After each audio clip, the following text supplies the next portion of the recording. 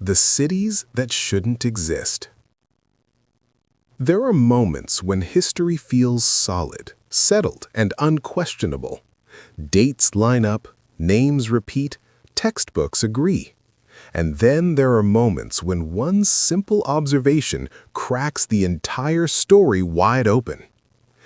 Imagine standing in the middle of a 19th-century city in Siberia. The streets are wide and paved with stone. Apartment buildings rise 2 and 3 stories high, built from uniform, high-quality brick. Roofs are covered with metal sheets that still haven't rusted away. Electrical poles line the roads. The infrastructure is complete. Everything looks finished.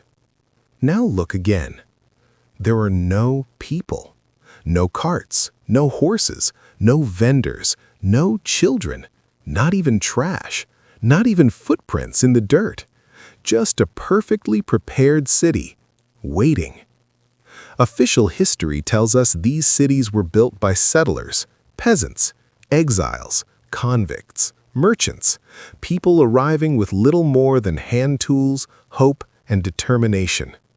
We're told they cut down forests, fired millions of bricks, carved elaborate wooden decorations by hand, and raised entire cities from nothing in a few decades.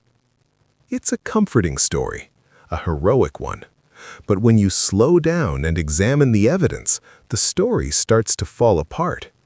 Because nothing about these cities looks improvised, temporary, or primitive. Everything looks industrial, planned, standardized, almost too perfect. And that's where the real mystery begins.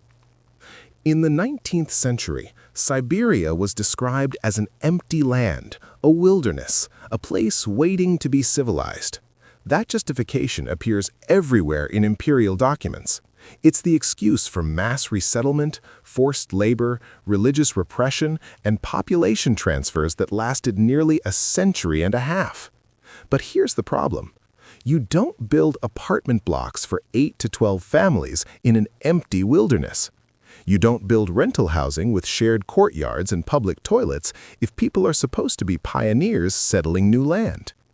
Anyone who has ever tried to survive off-grid knows the first instinct is always the same. Build your own house, secure land, grow food, establish permanence. Yet in city after city across Siberia, we see the opposite. No individual homesteads, no private plots, no family houses with gardens. Instead, we see dense, urban-style housing, identical across thousands of miles. This isn't how settlers build. This is how people are placed. From Tomsk to Irkutsk, from Tuyem to Chita, the same architectural handwriting appears again and again. The same brick dimensions, the same window proportions, the same decorative patterns, the same construction logic. Over 4,000 miles of territory, everything matches. That kind of consistency doesn't come from tradition or coincidence. It comes from centralized production. Now let's talk about the woodwork, because this is where things get uncomfortable. If you've ever seen photographs of Siberian wooden architecture, especially in Tomsk, you've probably admired the carvings. They're often described as folk art, decorative lace, a charming local tradition. But look closer. The carvings aren't rough or uneven. They aren't experimental. They aren't the work of isolated craftsmen with hand tools. The cuts are clean, deep, and perfectly symmetrical. Repeating elements align with millimeter precision. Patterns recur across different buildings, different cities, different regions. This isn't folk art. This is mass production. Anyone who has worked with wood knows how difficult it is to achieve that level of uniformity, even with modern tools. Minor differences in pressure, angle, or sharpness create visible variation. Human hands leave signatures. But here, those signatures are missing. Instead, we see standardized components, identical motifs, consistent depth, perfect repetition. As if the carvings were produced using templates, or machines, or systems designed for scale. And then there's the detail that completely destroys the traditional explanation. The carved elements are attached with industrial wire nails. Not wooden pegs, not hand-forged nails, not period-correct fasteners. Modern-style nails. The official response to this is predictable. Renovations, repairs, later replacements. A convenient explanation that sounds reasonable until you realize how widespread the phenomenon is. Entire neighborhoods, entire cities, all showing the same fasteners. Which raises an obvious question. If this was all repaired later, where are the originals?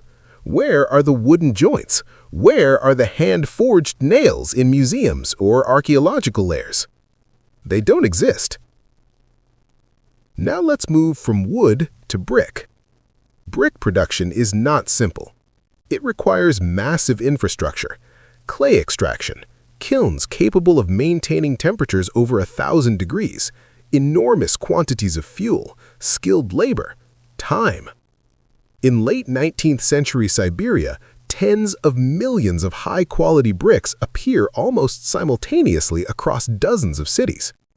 Bricks so dense and durable that many are still structurally perfect after 150 years. Compare them to bricks produced just a few decades later during the Soviet period, and the difference is obvious. The older bricks ring like glass when struck. The newer ones sound dull. The older ones resist weather. The newer ones crumble. That's not gradual decline. That's a technological break. Official records mention small brick factories, 20 workers here, 30 workers there, family operations, merchant-owned kilns. But the math doesn't work. One average apartment building requires around 50,000 bricks. Multiply that by thousands of buildings in a single city. Then multiply that by dozens of cities. We're talking about production volumes that would require industrial-scale facilities operating continuously for decades. So where are they? Where are the clay quarries large enough to sustain this output?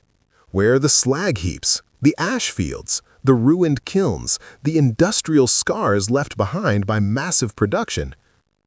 Archaeology is silent. Not quiet, silent. And then, in the 1920s, the technology vanishes. Not slowly, not region by region, everywhere at once. Old-style brick production ends. The knowledge disappears. New factories can't replicate the same quality, even with better tools and more energy. The same happens with woodworking. The same happens with metallurgy. A synchronized loss of expertise across an entire continent. That doesn't happen naturally. Now, let's look at the photographs. Original photographs, not reproductions, not textbook illustrations, archival images taken in the late 19th century. Wide avenues, perfectly laid cobblestones, buildings freshly finished, electrical lines visible on poles, street lamps installed, and no people. Not a blur, not a shadow, not a trace. You'll often hear that early cameras had long exposure times, that people moved too quickly to appear. That explanation falls apart instantly. Long exposure doesn't erase everything. It leaves ghosts, smears, motion trails. At the very least, dirt patterns, wheel marks, signs of life. But these streets are clean. Too clean. As if they were swept moments before the photograph, or as if no one had ever walked them. In some images, stacks of lumber sit neatly arranged, scaffolding stands beside buildings. Construction is clearly ongoing, but the workers are gone. Not on one site, not in one street, everywhere. Entire cities under construction completely empty. If this were a lunch break, it would be the most synchronized lunch break in history. If this were a holiday, it would be a miracle of coordination. What we're looking at resembles something else entirely. A finished project awaiting occupants. And that brings us to the resettlement. From the 1830s to 1967, for 137 consecutive years, People were moved into Siberia under various governments, regimes, and ideologies. Tsars, revolutionaries, communists, bureaucrats. Names changed, flags changed, rhetoric changed. The program did not. The same administration under different titles continued to operate with the same purpose: populate the territory. That alone should raise questions. Why does an allegedly developed land require mass resettlement for over a century? Why does the operation continue long after infrastructure supposedly exists? Why are people being moved into ready-made housing instead of building their own? And most importantly, who built it all before they arrived? Because once you accept that the cities were already there, the entire narrative flips upside down. This wasn't pioneering, it was replacement. And in part 2, we're going to confront the most disturbing element of all: the religious repression, the cultural erasure, and the legal mechanisms that made an entire civilization disappear without leaving a name behind. If you think this is just about architecture, you haven't seen anything yet. Erasing a civilization without leaving ruins. If cities were already standing, then the next question becomes unavoidable. Where did the people go? Civilizations don't simply vanish. They leave ruins, graves, written records, cultural debris. Something always remains. And yet, when we search for the original inhabitants of these Siberian cities, we find almost nothing that fits the official timeline. Instead, we find something far more disturbing. We find laws. In 1845, the Russian Empire published a legal document known as the Code of Punishments for Criminal and Correctional Offenses. This is not a myth. It exists. It's archived. It can be read today. Inside this code is a section titled Crimes Against the Faith. The punishments are explicit: refusing baptism, practicing non-Christian rituals, teaching children ancestral beliefs, keeping symbols of old faiths. The penalty? 8 to 15 years of hard labor. Not fines, not exile alone. Forced labor for nearly a decade or more, simply for belief. This wasn't medieval Europe. This was the mid-19th century. At the same time, railways were expanding, factories were modernizing, and Europe was preparing for world exhibitions. Yet people were being broken, imprisoned, and relocated for refusing to abandon their ancestral worldview. And where were they sent? Siberia. Not as pioneers, not as volunteers, but as subjects to be erased and remade. Now here's where the narrative shifts from uncomfortable to terrifying. When historians speak about exile to Siberia, they usually focus on political prisoners, poets, intellectuals, Decembrists, noble rebels, and their loyal wives. It's a romantic image, but statistically, it makes no sense. The numbers are enormous. Hundreds of thousands in the 19th century alone, millions over time. These were not isolated dissidents. This was a mass operation. And if you look closely at who was being punished under religious law, a pattern emerges. These were not people without culture. These were people with a very specific one. Across Siberia, especially in places like Tomsk and Ulan-Ude, wooden houses carried symbols openly carved into their roofs and window frames: solar wheels, swastikas, kolovrats, signs associated with Yarilo, the Slavic sun deity. This isn't speculation. These symbols are well documented in Slavic and Vedic traditions. Compare them side by side. They match precisely. And here's the paradox. In an officially Orthodox empire with enormous church power, these pagan symbols were not destroyed. They remained in plain sight until the early 20th century. Why? Because those who built the houses were still alive. Their culture had not yet been fully erased. Only after the revolution of 1917 does the meaning disappear. The symbols are suddenly reclassified, not religious, not ideological, just decoration, folk art, harmless ornament. Memory removed, context stripped, meaning neutralized. This is a classic tactic of cultural erasure. You don't destroy everything immediately, you let it survive long enough to lose its voice, then you redefine it. But why did this survive only in a few cities? Why Tomsk? Why Ulan-Ude? Out of hundreds of Siberian cities, only 2 preserve this level of symbolic architecture. That's not coincidence. That's selection.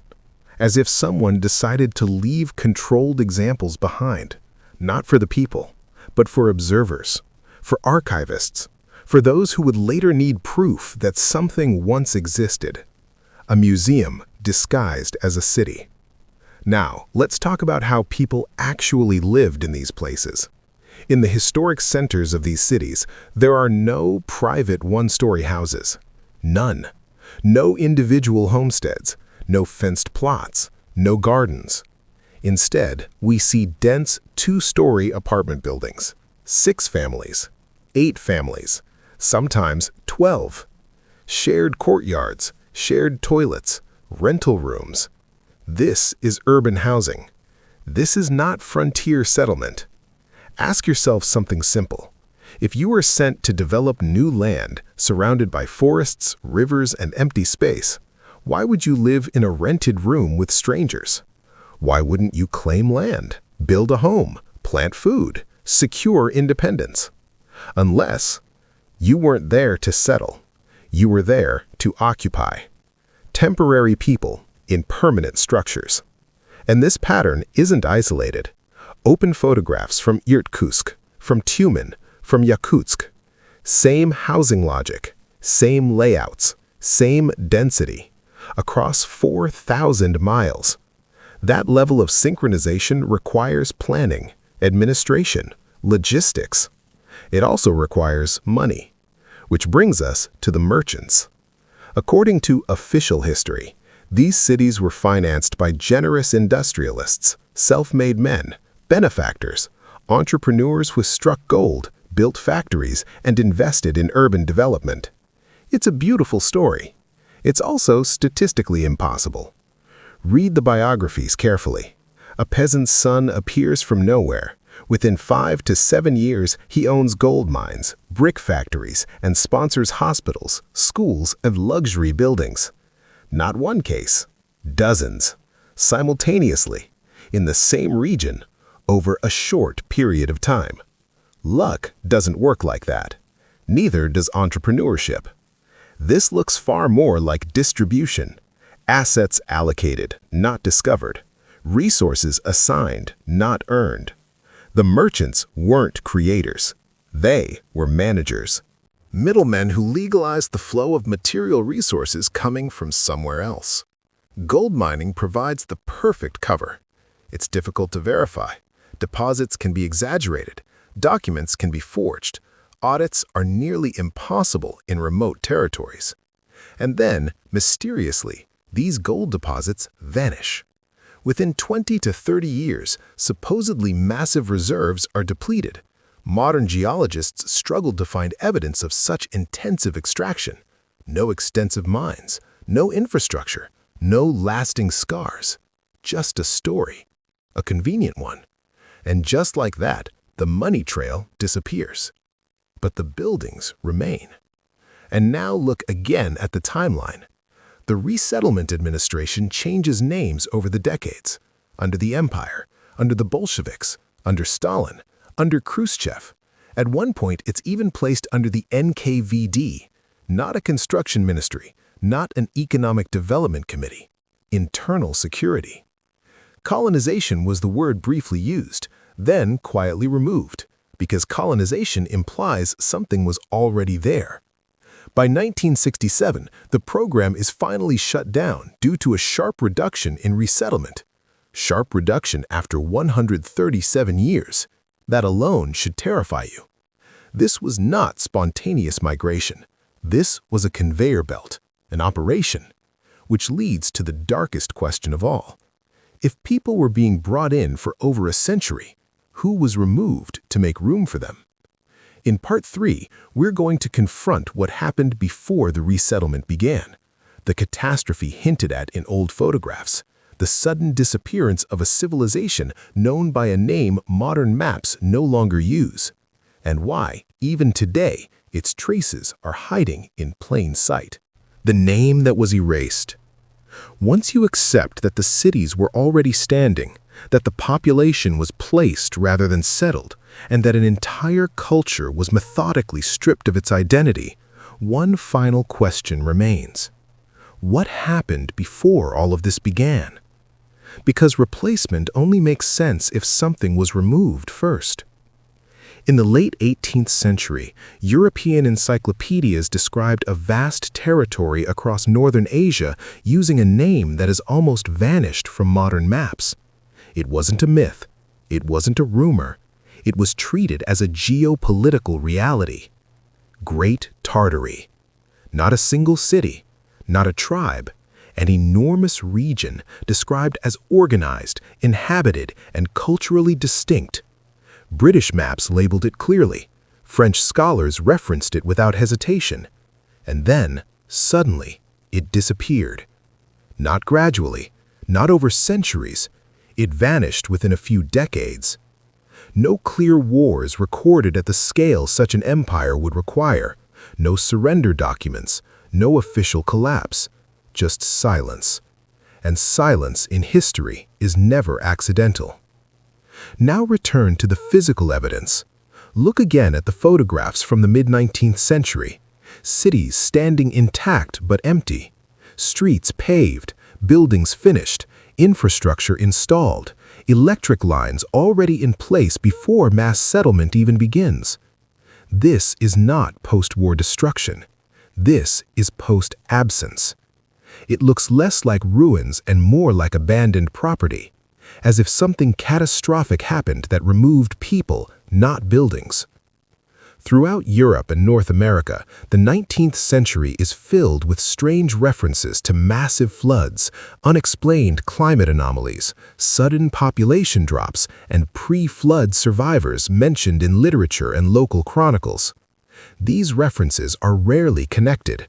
They are treated as regional curiosities, but taken together, they suggest something much larger, a continental-scale catastrophe, one that didn't destroy stone and brick, but devastated populations. After such an event, cities wouldn't need to be built. They would need to be cleaned, excavated, repaired, and then reoccupied, which is exactly what the evidence suggests. The earliest settlers didn't describe building cities, they described restoring them, digging structures out of mud, clearing streets, reusing foundations, living in housing that already existed. And this is where religious repression becomes critical. After a catastrophe, survivors cling to identity. Faith becomes memory. Symbols become anchors.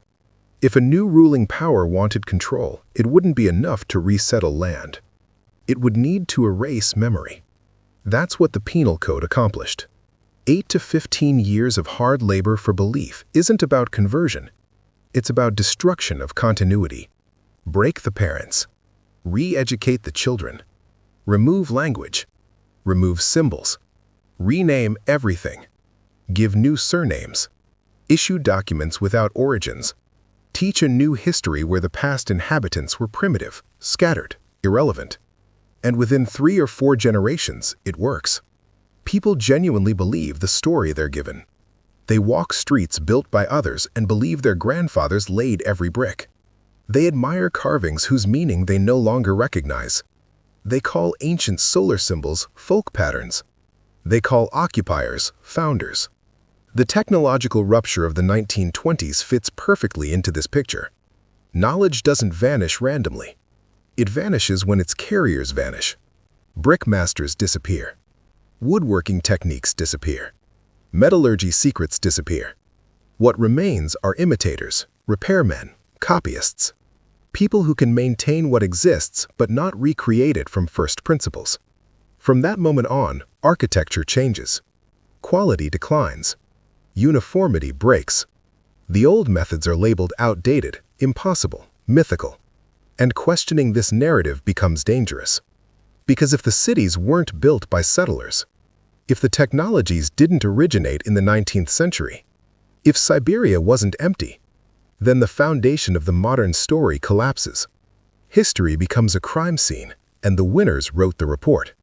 This is why the symbols remain only in fragments, why the maps were redrawn, why the name Great Tartary faded into obscurity, why resettlement continued for 137 years, why the same plan survived empires, revolutions, and ideologies.